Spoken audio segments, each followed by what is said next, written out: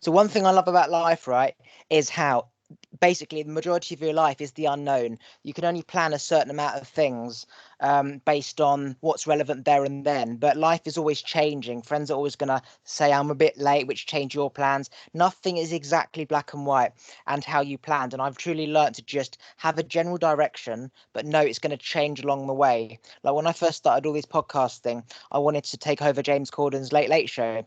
And I realized that that is more of a dream, whereas my purpose is to teach my enlightenment story to people. So it's like I'm going north. So when you've got a platform, you can do this stuff. But am I actually going to get the show? Which is why I started this. And it's interesting because I do want it still, but it's like I might have to divert. So yeah, improvising and not knowing where you're going is very exciting because it leaves you able to just be free and flow and divert where you need to be rather than where you want it to be.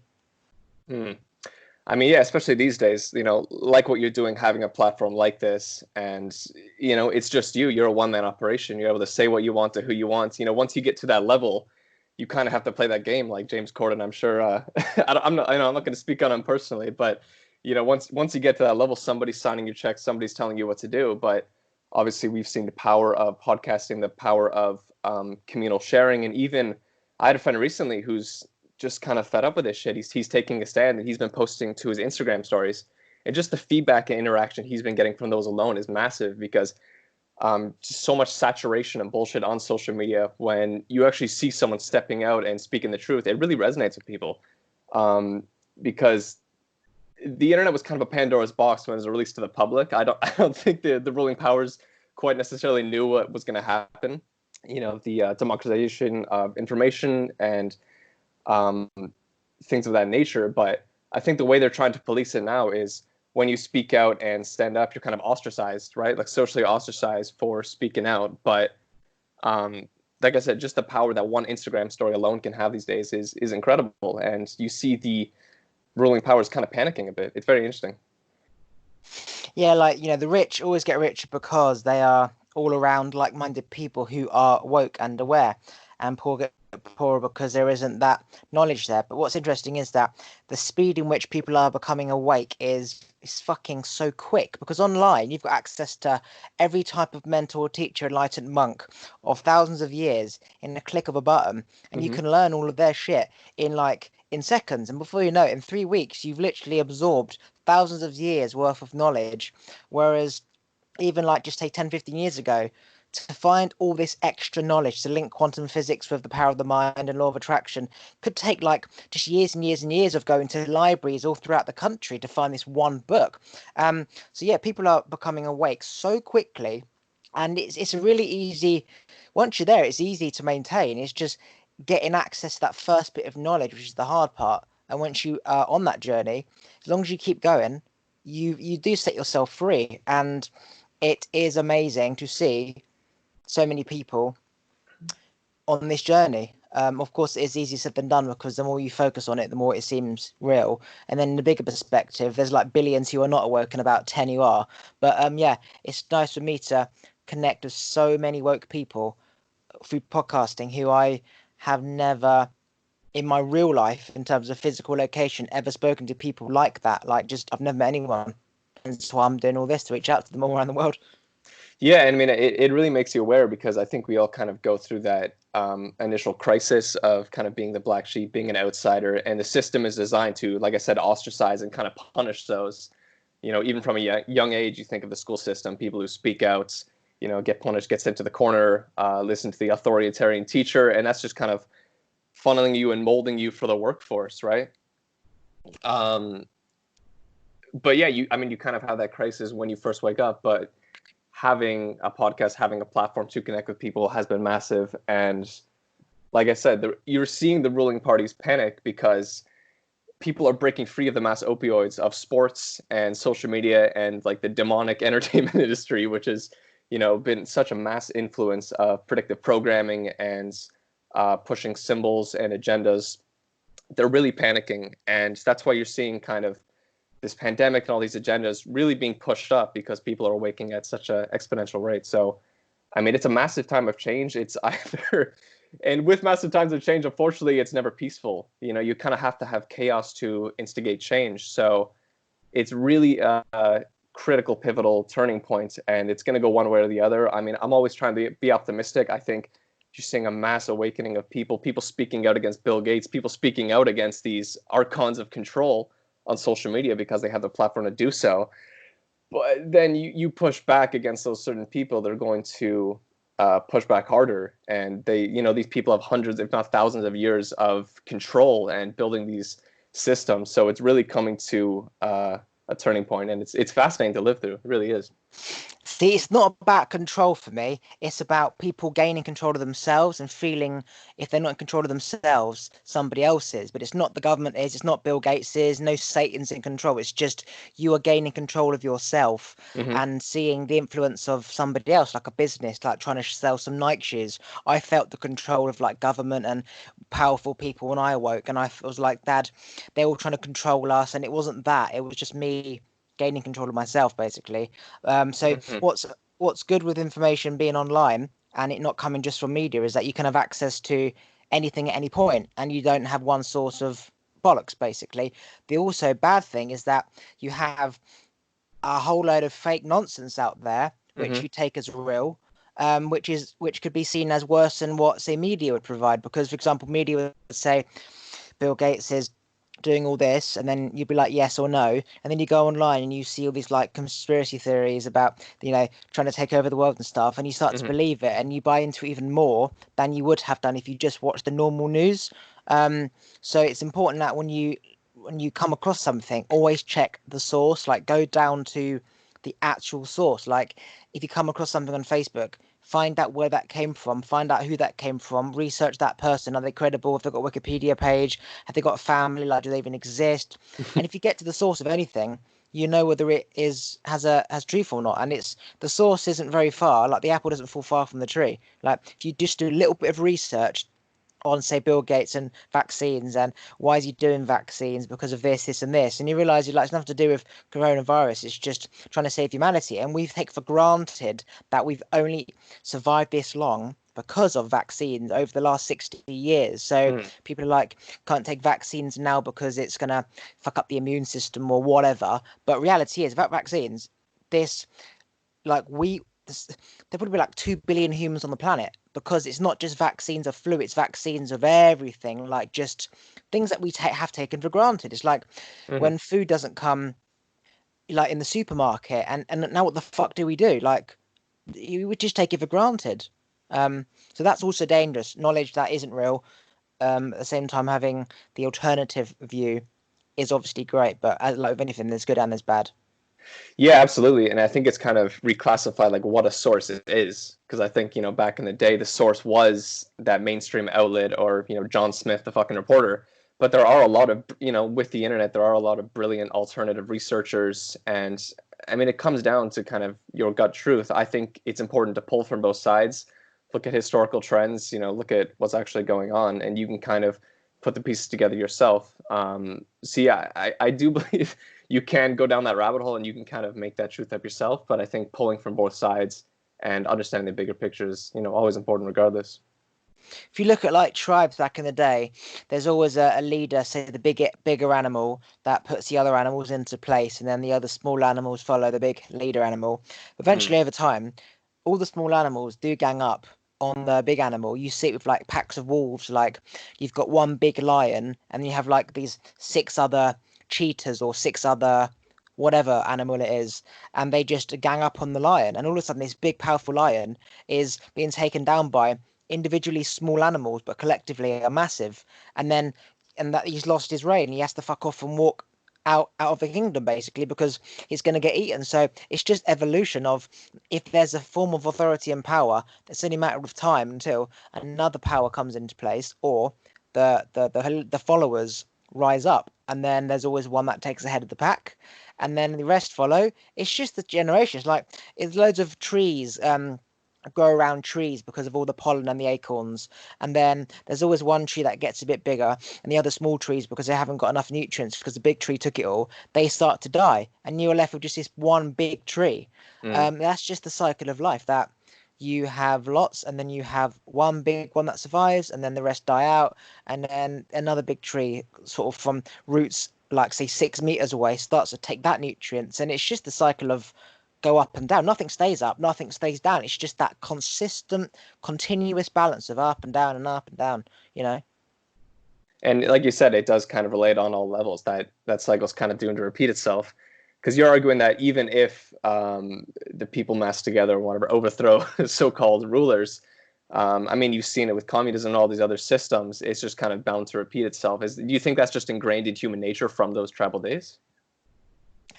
It's just the cycle of life. Like, the sun gets so the planets will also energy, like Big Bang energy, will just build up and build up. It'll get bigger and bigger and bigger. Take attract all the weak energy, like the smaller energy and the smaller mass, and it'll just become big, and then it will just sort of become too much, and it'll just blow, and then it just repeats again and starts again. And the bigger mass starts to attract bigger mass, and the small mass might take longer to build up. Eventually, it all becomes one, and then it blows. It's just the cycle of life. Like, lots of heat creates a wildfire for trees, and trees burn down, and then there's new life, and then it grows again, and then it literally is just the pattern of life. Yeah, it's just the pattern of life. It is, but you could argue that we're kind of reaching this critical mass where, with transhumanism and synthetics and AI, we're kind of on the verge of escaping it. Maybe it's never possible for a civilization to escape that. Maybe you get to a certain point and we will destroy ourselves, but I mean, that's kind of like the big push, is escaping that, and these people essentially trying to live forever. I mean, do you think we're going to escape it? It's almost like you build a house, right? You got the main brick, and then you've got the wood and the slate and the glass on the outside. And in a storm, it would wipe out the slate and the wood and the glass, but you're left with just the brick and the foundation. I think that as we like start to go down this journey of like just robotic stuff and control, you'll just be left with the foundation. Mm. So it's almost like we're putting glass and slate on a house, right? And everyone will start to, well, let's say, majority of people will start to build like more of the glass, more of the slate, and go down that route of just following the system and technology and just eat and do this and everything. And then you'll have the other half that will just stay founded, like stay grounded with their awoke mindset and their knowledge and their wisdom, and they'll have ways to make money, yoga teaching, whatever, but Mm-hmm. they'll just be that foundation of the house without the brick, without the slate, and without the glass, and they won't need all this other materialistic stuff because they have like the foundation of what they need, and it will sort of be like, you cut a worm, it's still living, like both Mm-hmm. sides are still growing.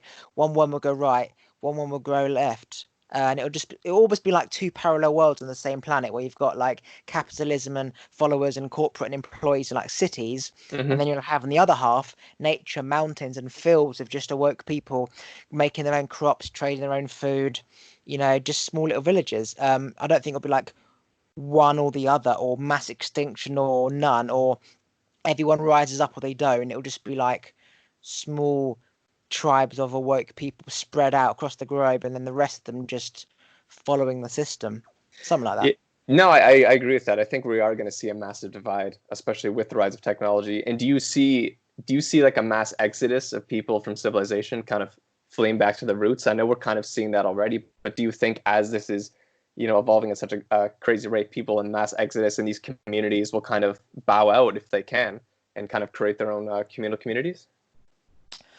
Well, just imagine that, you as long as the government exists, you can't just migrate to another country without proper papers and visa and passport and like stuff like that, Unfortunately, right? yeah. And without planes, let's just say like Virgin went bust because they have shut everyone down.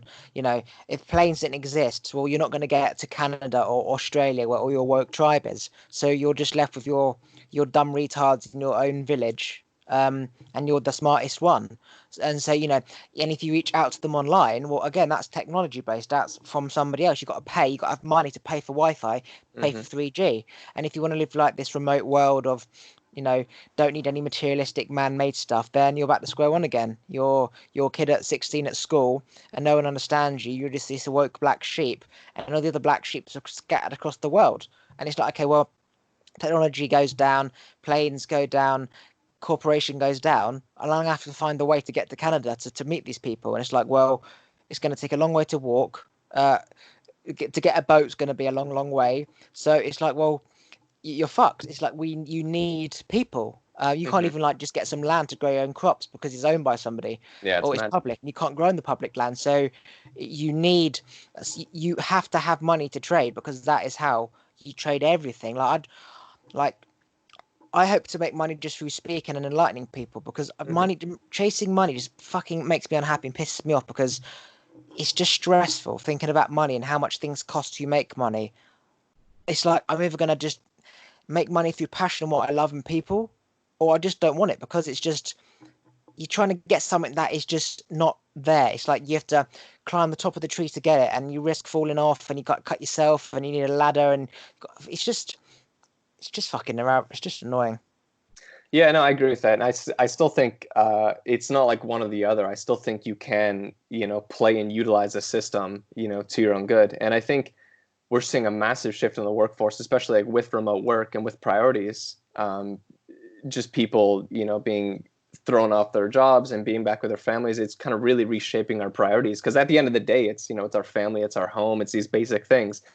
But I think, with the system being in place so long, just the blind faith we had in it, um, I think it is a rude awakening for a lot of people. And I think, um, like I said, it's coming to a critical juncture. But I think it's also waking people up to not be as dependent on it, and independent media guys like you and other podcasters who can make their own living just by speaking or just by having a phone or just by having their laptop. I think it's really reshaping the whole workforce. It's fascinating. Yeah, like that's the thing. That is my personal dream to just travel the world with my phone and my laptop and my mouth. I thought you And wanted to be James Corden. What happened to that? well, that's the thing. That's a dream, right?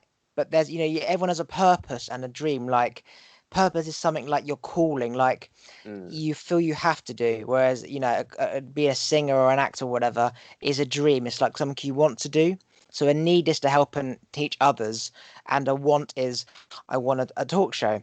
And life is mm, so big. Like 80 years left on the planet. There's time for anything. Like it's just time. You can do anything you want. Like you can. There's just time. All we have is time. hmm. Um, but yeah, I feel like my calling and my purpose is to help enlighten people and put them on that path. But only time will tell because, as I said, when you go down a path, you think you were going down it for one thing, and then there's something else down that path, and you wouldn't have realized that until you've gone down that path. So you Mm. need a general direction. Like, if you're fishing, you need to just put your reel in rather than trying to work out where the fish is, and then you'll see things bop up and fish moving and stream will just, and then you just sort of divert your fishing rod slightly to the right, and then that's where all the fish is. But that's what I'm trying to say. People they want to know where they're going first before they do anything, and it's forever changing. Like Hmm. you're never going to move unless you just jump in that water and learn to swim. And as you've learned to swim, you've got experience. Whereas you can't be taught something if you just know where you're going. Because what if there's a like road blockage or it rains or you just can't plan life? Hmm. That's what I mean. Having that skill, having that self dependency, you can really weather any storm, right? I mean, even if it is a pandemic or a market crash or something like that, you're still able to be self sustainable anywhere in the world, right? Yeah. These days you can make money online through any country in the world. Hmm. Um, whereas even like 10 years ago, you could only make money literally around you, just trading locally. Hmm. You're a plumber, you're an electrician, you know. And now literally you can make money from someone in Russia or Canada. What's interesting is that how does that work in terms of taxes? Because you're taking money from another economy, Hmm. um, and it's like I haven't worked that out. You're taking money from another economy, and they're not getting taxes because it's not being traded by someone in their country who's paying the tax on that. So how does that work? I suppose even if yeah. Yeah, no, well, I mean, I guess it works in a couple different senses. I mean, I have a couple clients in the U.S., but it's not like I'm paying into like American taxes. They just kind of pay you the lump sum, and then you kind of deal with it in Canada. I guess kind of on a more contract base. But I mean, I guess their feeling is they can't necessarily stop it, and the company's still generating wealth and generating ideas and things within the country itself, even if they are outsourcing it. But no, it is interesting.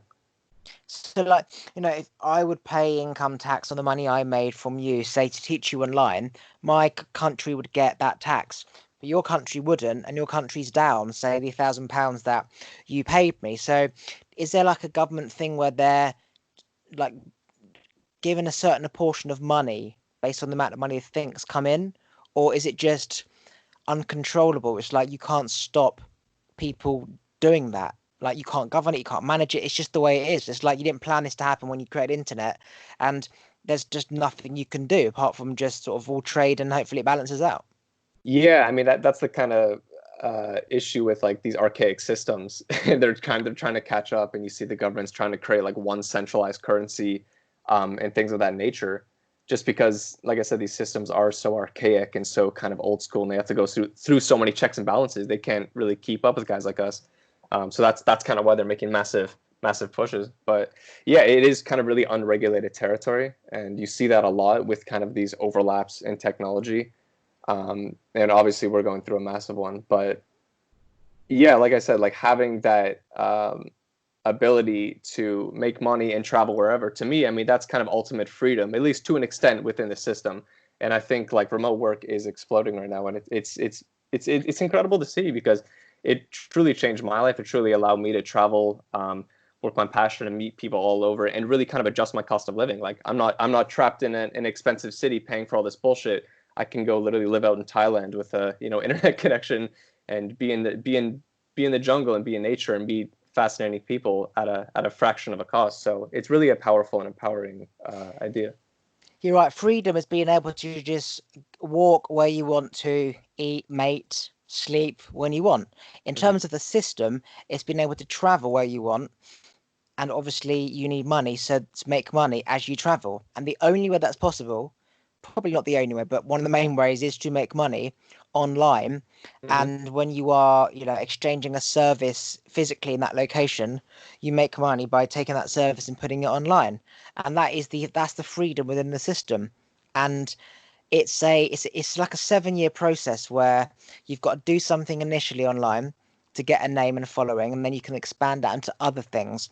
And all you got to do Mm-hmm. is keep that going. But if you don't start that journey, you're forever going to be trapped in a system in one part of the earth. It's like freedom, every part of the earth, or not. Like, it fucking excites me, the fact that when I get myself going and I start making money through podcasting, however that is, I Mm-hmm. can just get on a plane to Iceland, go sit looking at the stars, whatever they're called, and just find somebody and just speak to them, but podcast it and then put it online and then make money online, however that is, and then do a speaking event the next day.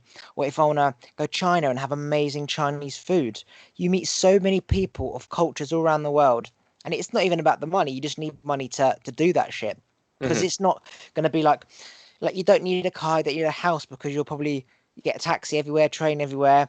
All these amazing people say stay with me for free, so you won't even need a fucking hotel, and all Mm-hmm. the money's going in the bank. So what's it really doing? And then you've got a big house in your home country, but it's just you're not there all the time because there's nothing there. So you have a big house, but you don't need that house. So it's like, why do we need money? And the answer is money is like the travel. It's almost like permission to migrate on your own Mm-hmm. earth.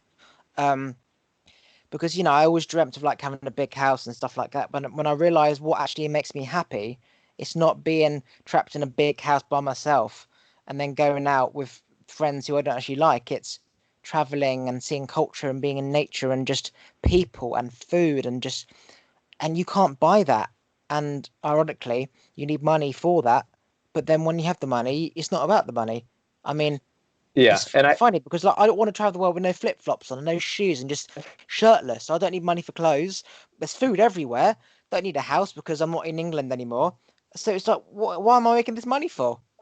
Yeah, and it's funny because these are conversations, and maybe not necessarily people you'd meet normally because you're meeting through this, but these are conversations and ideas that you'd probably already be having, but with a slight tweak and with a smart modification, now you're making money off it and now you're monetizing it, right? And to the point about the big house and possessions like that, like I said, that's quickly becoming archaic as well, because with the rise of minimalism and just shedding possessions, like personally, I got all my possessions down to one bag, and half of it was like camera gear. And I just be traveling around cities, filming people, doing my thing anyways. But with just a bit of planning and a bit of ambition, you can tweak that to your advantage and monetize it. And it's things you're going to be doing anyways, but now you're just profiting it. So it's like I said, I don't want to call it like playing the system, but it's just using it to your advantage. You know, it's not all doom and gloom. There's still a lot of incredible ideas and things out there. Like when I was 21 and I was enlightened, I binned everything in my room, wiped my laptop, wiped my phone, binned my piano, which I loved, binned clothes. I binned everything. All I had was a bed, and my mum Mm-hmm. had to buy me clothes for Christmas, for example. And it was just so simple. And all I could do was meditate and go on a walk because I had nothing else. Like that's it. And I became Mm-hmm. so aware, so enlightened, so heightened. My energy, my awareness was fucking incredible. And I had this vision of just me and a phone and a laptop traveling the world making money, right? And I'm going down that path now. Mm-hmm. But that, as you said, simplify everything. Keep simplifying. Like if you can simplify it more, do it. If you've got a rucksack and you could have a drawstring bag which is smaller, transfer. If you don't need to have a head shaver and a beard shaver, just get one that does all in one. One that charges with a USB so you can charge on your laptop rather than a plug. So now you don't need a plug socket. You just have your laptop, which is charged by, say, your your power pack, which is charged by the sun, like a solar panel thing. So Mm-hmm. it's about simplifying everything, making your life simple. As you said, traveling the world with your camera gear. That's it. You probably need your toothbrush, your shaver, um, like get pants and socks whilst you're out there, and you just need you and your brain, money in the bank, credit card. That's Mm-hmm. it. Like it's fucking amazing. It's so peaceful. It's And it's exciting yeah, because that's what I want to do. it's all problem solving too. That's all kind of travel in this game is. And once you kind of get rid of these gadgets and this excess bullshit, it's problem solving, and that's I feel like that's a very natural state for us, and one with the ease of technology and the ease of food and all, everything's just we're just fucking sitting here, everything's just on a conveyor belt directly to us.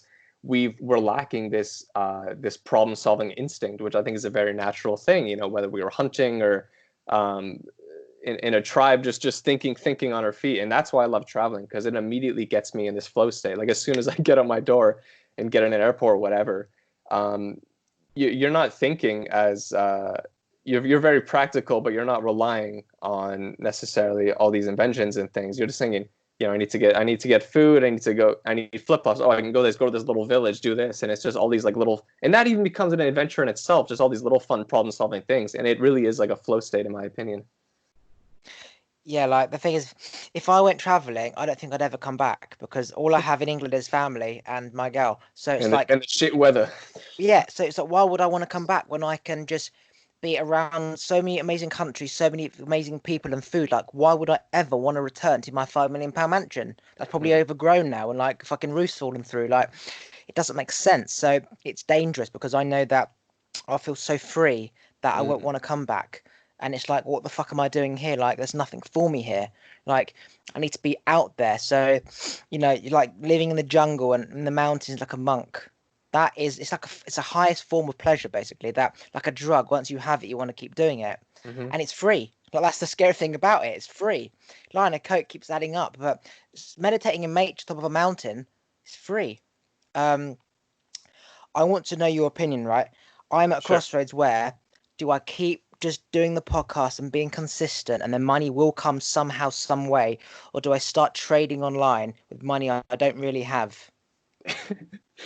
Listen, I think the most valuable thing these days is having a platform and having a base, because you literally, once you have one platform and an audience in one medium, you can immediately transfer that into any other medium. If you get a good following of podcasting, you can transfer and convert a number of those people over to whatever a film you're doing or a music project you're doing. So I think that's the biggest thing. That's kind of the race that everyone's trying to get to, is just getting that base, because once you have that, you can literally transfer that to any medium and fuel your career, and that's going to be more valuable than any fucking uh, crazy stock market investment, which is incredibly unpredictable. Once you build that core, you can take that anywhere.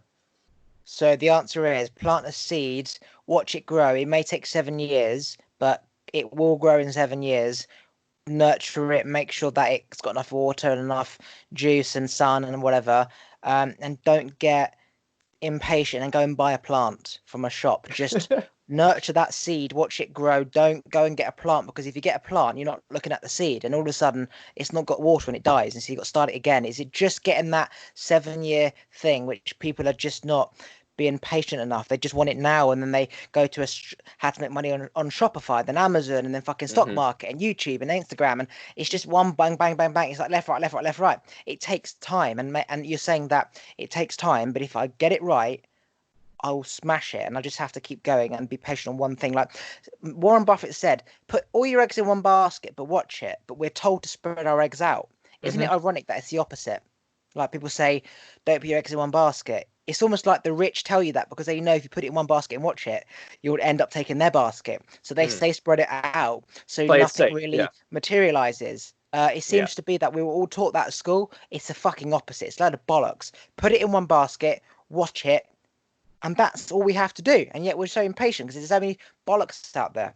And And that, I yeah. fall pat to that all the time. I'm no different. Of course, and that one basket, metaphorically is you. Like that's investing in yourself, investing in your skill set, not investing in this third party stock market or things like that, where there is money to be made that way. But like I said, at the end of the day, when crisis comes or things change, you're always going to be solid. And I think you're also underestimating the exponential growth of a podcast. And I know we're connecting with other people, and like I said, like it's kind of this weird analogy, but there was this one event in Toronto, just a really powerful communal event.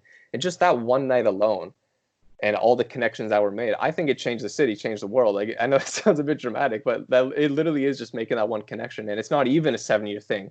It evolves so fast, especially these days with everybody waking up, people seeking this knowledge, people connecting. Um, Once you're consistent with it, and once you start, it grows. You have to be ready for it. I think you have to get your base ready because it will grow insanely fast if you're actually telling the truth. So you think I should just keep podcasting, do what I'm doing, not think about money? Money will come. Yeah, I mean, you're already putting a lot of work in, you're already being consistent, and that will inevitably grow, and that will inevitably allow you to have the space. And when you're ready, you'll be able to fly the nest. You're my 78th podcast, and I started about 2, 3 months ago. So That's incredible. Yeah, would you say that's consistent? that's very consistent. Yeah, Yeah. absolutely. That's the only thing I never did growing up. I was always good at everything I did. I never consistent. Yeah. And my dad always said, "You're good at everything, but you're not consistent." And it's 27 years later, I am putting those words into action and being consistent with one thing, not doing everything else like I've always done, chopped and changed left, right, a billion fucking times. For the first time, Hmm. I'm doing one thing. Again, my brain's thinking stock market, and I'm still like got to control that. And Hmm. they always say, just as you're about to give up, you get your breakthrough. So essentially, if I'd gone to do the stocks thing, then I'm not focusing here. Whereas if I just stop that fucking stock market and quick money overnight, which simply doesn't exist, Yeah. keep going, and something's going to happen. And now you've got from one to two, and now two will go to three easier. But it's just people want the one now, and it takes time, and then they don't know what's going to happen, and they give up. And then as soon as you look the other way, that starts all over again. It's almost like downloading a file and shutting your computer down at like 98%. You got to just start all over again. You know what I mean? Yeah, I mean, we've been kind of conditioned for this instant gratification and diversifying our thoughts. But for me, it's such a mentally cleansing thing having that one hyper focused thing because you can have, I can tell, you have all this energy and you want to put it everywhere and things like that. But when you can actually corral it and focus it into one platform, it is, exponentially more powerful than just spreading it about. And that's what you're doing now. And I can't speak for you, but I can imagine having this podcast, having this focus has been kind of mentally clearing because you're just hyper focused on this one activity. And as men, I feel like that's kind of what we're drawn to, just in the moment, focused on one task. Yeah, it's almost like wanting a mate as a lion and just focusing on getting that mate. Nothing else matters. So I'm looking at the plant outside, right? I planted a bulb about 3 weeks ago, and it's only just started to grow through. And every day I'm looking at it, and it's growing a little more. I see Mm-hmm. that as me. I see how long Mm. it took for that bulb to grow, and even now it's still not growing that quick. But what's interesting is that all of a sudden it will suddenly sprout, and then you've got like it will just suddenly blossom. It takes a while to get its ground founding, and it grows, and it gets higher, and all of a sudden there's flowers, and then there's more flowers. And I look at that and I think every human is no different to a plant. Businesses get set up, marriages, kids, dreams. It all happens at the same rate a plant grows. Like we are no different. And you see like success online of when people have made it, but you don't understand how long it took for them to make it. Mhm. And the people who make the money are the ones who talk about how they made it. They get the money through teaching how they made it, but how they Yeah. actually made it took 7 years. It's like how to make a drop shipping course, and then it took 7 years of losing money and how much you've got to spend on Facebook advertising to do it. And it's not just as simple as make a shop. And again, it's like how do you?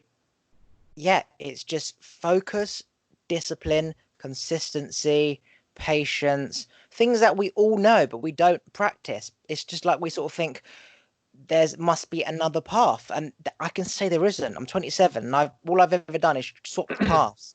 And Yeah. just as every flower was about to bud, I planted another seed, and then that one died because I wasn't watering it. And so I just have to be patient. And I know that. Do you think I should do the stock, or should I just be a little bit more patient?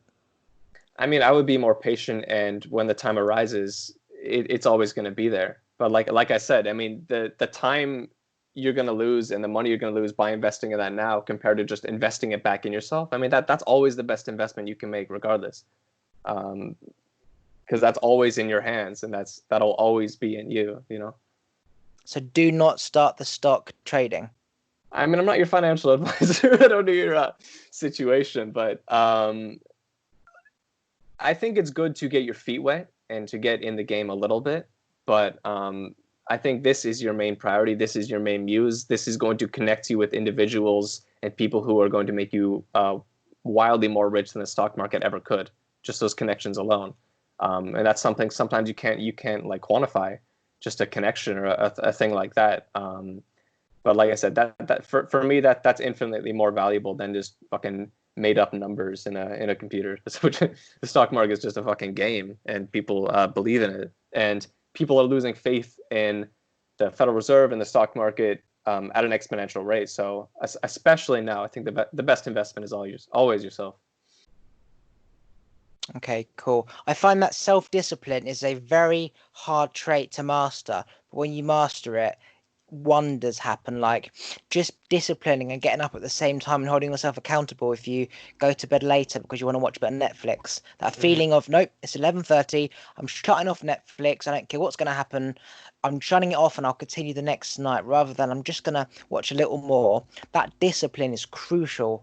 And it is hard to master, but when you do master, you really do see effects with your whole life because we don't eat as much because you're disciplined that I don't Mm-hmm. have to eat the whole burger, for example, and sleep. And just when you ask your friends to do something and they say no, you don't persist again because you're just disciplined of just kind of cutting it and then moving on rather than just always pushing that little more.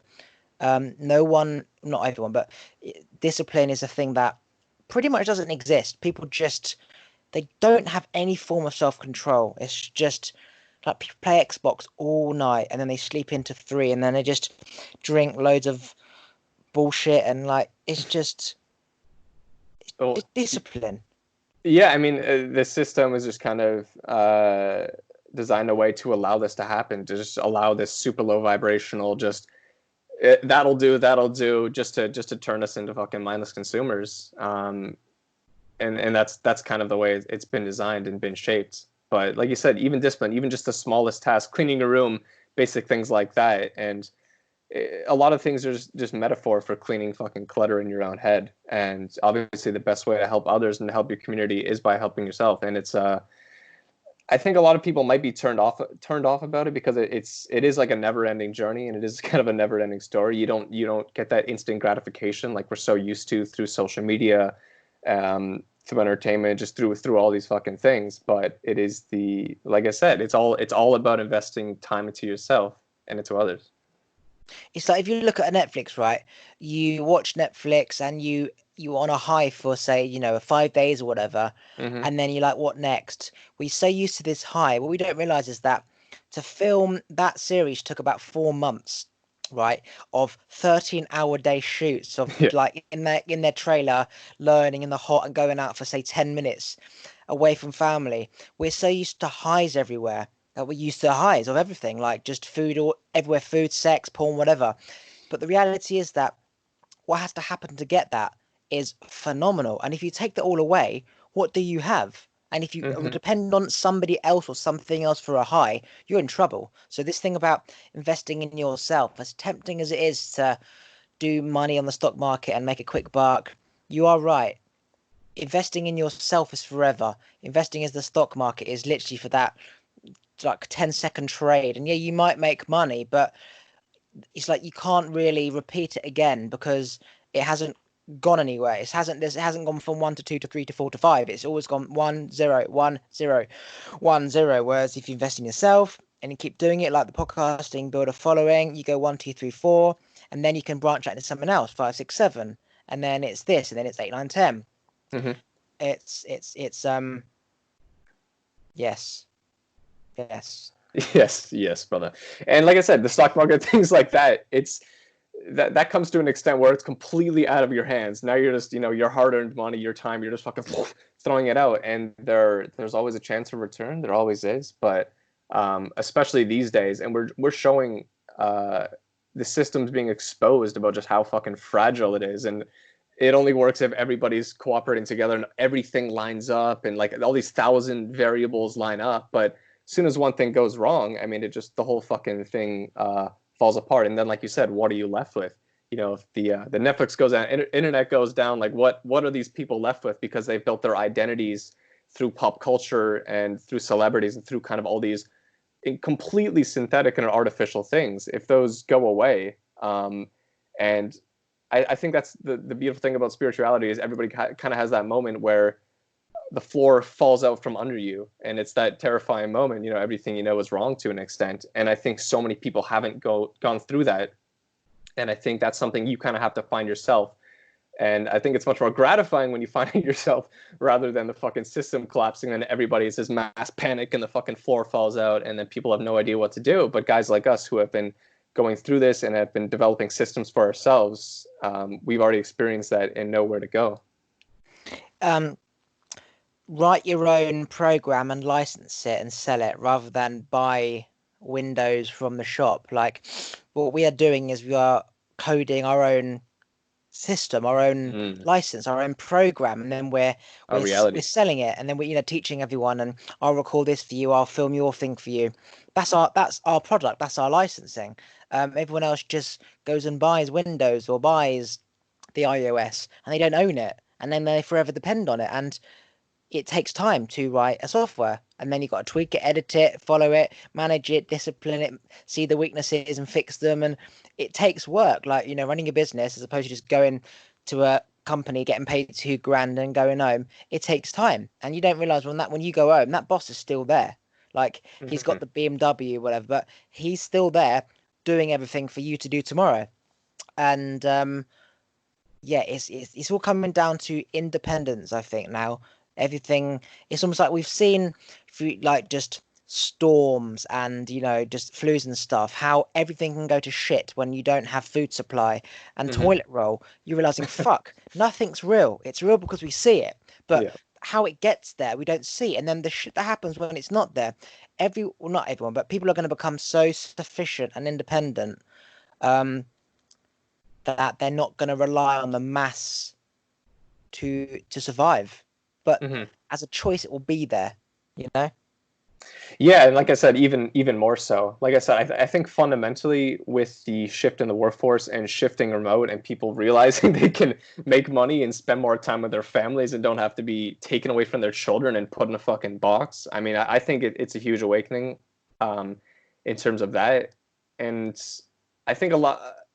I mean, who knows what'll happen when this ends? I think a lot of people will fall into the same patterns just because it's so easy and it's been ingrained for decades and decades. But I think a lot of people are just going to say, no, fuck this. Like I've had a taste of it. We can see the possibilities now.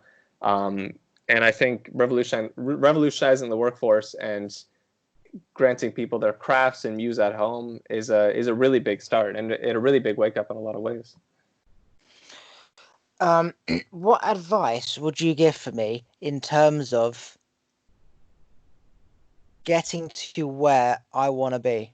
Because Mm. ultimately, I don't really know anything about you, but I see that you are independently free financially to travel where you want, and that's ultimately my goal.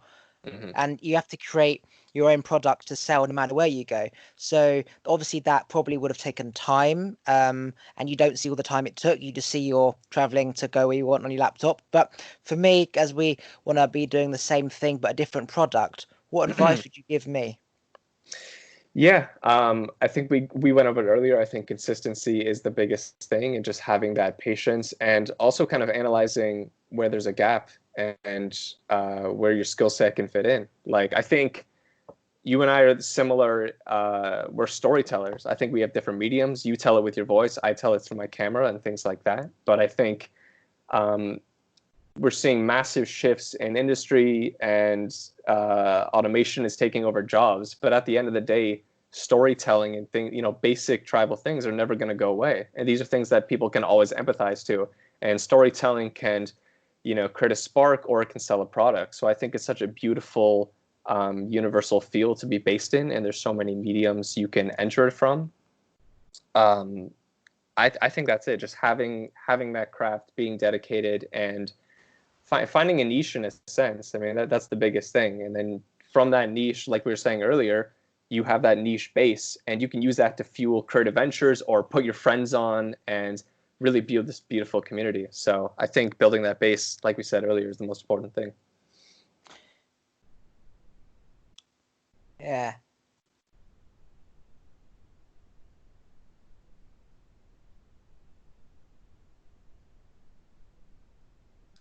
just need to focus. Yes, Yeah. brother. So you were saying you're scared to leave because you know the freedom is out there. Maybe you've had a taste of it, but you're saying you're not necessarily ready for it yet. But are we ever ready for that? I don't think Oh, we no, no, are. no, no, no. I am ready. What I'm saying is that I've been in this same pattern, same house, same like trapped cage for so Hmm. long that I know where the key is, but I know when I unlock that cage, everything changes. Like 27 years of all I've ever wanted happens. It's Yeah. not that I'm scared, it's just I can't wait to go there, that Hmm. everything changes. And when things change, it changes everything. I'm Hmm. not scared. I can't fucking wait. It's just I'm so impatient, like I want it now, that I need to ground myself because essentially, I do plan to just, when you say change the world, it's not possible, but I want to just help and heal and enlighten and get a reaction from as many people as possible because I just love people and Hmm. I just love helping people, like just helping neighbors or getting a reaction from my mum. I just love helping people. Like people have said, Oliver, you're so great. Like I'm like, I know, I need that feeling of doing good and service. And it's like, Prince William and Catherine. They travel the world and they are service to humans and philanthropy and they meet little Africans and they dance with them. I just want that. And I'm Hmm. so close to getting it that it's like it's like you're so close to grabbing it, and then you think something's going to happen where you can't grab it because of past patterns, and so you look away, and then the opportunity flashes past you, when actually it was always there. You just thought it wasn't there, or you didn't wait long enough to grab it. And it's almost like I'm getting to the end where I'm about to get it, but old patterns kick in where I'm just about to grab it and it goes, but it's because of me that it went because I looked away. It's just like staying grounded that little longer, watering that plant a little longer until the Hmm. flower buds. That's what I've always struggled with, waiting around these extra few days for the flower to blossom. And it's scary because I just have to stay like I'm thinking about stock market, I'm thinking about other stuff, and I'm like, just Hmm. fucking stay focused. Don't just stay focused. Like if I can just stay focused for just a little longer. I mean, one speaking event, say someone in Germany calls me and says, I've got a speaking event, come out, we'll give you a grand or whatever. That's the most Hmm. money I've had for my whole life, right? And then somebody else says, I've got another event, and I'm on that journey. But it's just like I It just have to snowballs. be Yeah. patient enough to get that call. Um, yeah. Yeah. And you know that will come. I think deep down you know that will come if you just persevere and keep grinding away like you're doing. I mean, you're on that path, and I think like we were saying earlier, having that base is essential because once you have that, you can go any fucking direction you want, man. And that is ultimate freedom within the system, in my opinion. What people don't want or don't like is people. telling them what they should or shouldn't do. They see it as a threat. And like Mm. me, I'm very selfless. That's because I was very selfish. I've given everything to myself. Now I don't care. Now I can give out. And hearing flaws and hearing what I should do, people don't like to be influenced. Or, for example, they know they should be doing something, and I say to you, should I be doing it? I want you to say yes to the stock market because I want it, but really I know I shouldn't. And then I'm like, fuck you, like you're a cunt. Like we turn off the podcast. It's like Yeah. hearing truth enough where you are wrong or you know you should be doing something. It really is. It's that it awakens you because people don't want to hear what they need to hear. Hmm. It's like, if somebody smells a BO, tell them you're not doing it to be horrible. He just probably doesn't know. Like, tell him, and then he can learn next time of, wear some deodorant. And being told your flaws and your weaknesses is a really quick way to grow. Like, self-awareness and rapport. Somebody taught me, I had no rapport. It was just I was desperate to be heard. That I was just like nah, nah, nah, nah, nah, nah, nah, nah, nah, nah, and it pushed people away because of what I was like. So she taught me rapport, which is mimic that person. There's a time and Hmm. a place where you can just release energy, and then if you're speaking to your nan, just calm down. Like, don't fucking blow her head off with your energy. And that comes down to just being aware. And nobody likes to be told what they are like. Like you say to somebody, you're really annoying, or you're really loud, or you just they go fuck off, and they do it more. Yeah. That's just it's complete opposite. It's a Hmm. gift to be able to like ask somebody what is my weakness, and then rather than say fuck you, take it on board and learn. It's the quickest way to improve. It's like, how do you fix a website? Get people to try and hack it, and then find where they hacked it and fix it. Like, it's just people do not want to hear negatives about them, and you have to hear the negatives in order to find the positives. Yeah, and I guess I think a lot of people it's just counterintuitive, right? They're going for that light, they're going for that goal, but they don't realize, you kind of have to take that detour through the darkness, and you kind of have to. Everyone goes through that imposter syndrome or being exposed, and like I said, I think that's the quickest way to find yourself is kind of going through that darkness. If you're actually going towards that light, that's the biggest thing, and it is never hard to hear, and it's people might resent you in the moments for telling it, but the truth always shines through, and people will resonate with it, and they will come around, and they will always be grateful for it. Way I self-healed was I always spoke my thoughts. So things I didn't want out there in the public, things that I wouldn't want my friends to know because of how they would say whatever afterwards. I would imagine that if I was speaking on stage and it would be on the news the next day, Hmm. I basically would expose all my secrets and stuff so everyone could speak about it, so that I could handle the judgment and negative energy and then Hmm. own it. So it doesn't affect me anymore. It's like Owning it, put your yeah. truth out, so you have to own it because it's you. You can't cheat. It's like having a small cock, right? You've got a small cock. Tell the whole world. Tell every girl you meet you've got a small cock. It's not going to grow. It's not going to change. You need Yeah. to impregnate girls, and I can do that. So now what? That's it. So you put your truth out there and embrace it. And like things like just having fears of just things in general that people don't want out there. Quickest way to love yourself is to put it out there, handle the judgment, and then it will go. Like once people like know, it's over. So Yeah. now what? But if you keep it in you with that fear somebody's going to find out, you're constantly like just like keeping keeping everything in. Just get it out, deal with it, and move on. Yeah. Quickest way to self heal. And then Expose your own truth. that's very true. And in the grand scheme of things, I mean, what's worth a 10-second judgment from fucking Johnny over there, or like a forever eternal judgment in yourself? There's literally no comparison, right? Like there's this program in the UK. It's a naked program. It's called Naked Attraction. Um, I applied for it, and when I went for the cast, you have to stand in front of the camera naked, Yeah, and just simple stuff like that. that's huge. Um, Yeah. like simple stuff like that. If you have any insecurities of any kind, do the exact opposite extreme. Go on television with your cock out, so everyone you've ever known will see your small Chinese little schlong, right? Well, not a schlong, maggot, right? So again, you just have to embrace everything that you're scared about. If you're scared about walking out into like the locker room with your mates, go on TV. Now they all see it. Now what? It's Hmm. just like you've got to fucking face your fears, and you do that by facing them. Like jump out of a plane if you're scared of heights, and then all of a sudden, it's just it's just there's no such thing as fear because it's all in our head, you know. Exactly. It exposes it completely. And then you'll think, I spent 10 years fucking worrying about that, and in 5 seconds I could root it out of me. But like I said, it's so counterintuitive for a lot of people, and we built a society just based on comfort and things like that, where you don't have to go into the jungle and kind of face those trials. I think that's what is missing, is those trials, especially for young men, like going out in the woods or hunting, things like that. We just really don't have an equivalent nature. But I think podcasting and sharing yourself and spreading your knowledge is kind of the closest thing we can come to it to an extent in this modern age. Like it's fantastic because just imagine like media is like just shooting out stardust and then where it lands, right? Whereas now you literally can just put out one particle of stardust and another person can pick up on that. So like for example, Netflix, media TV, like where you have like the normal channels on media, right?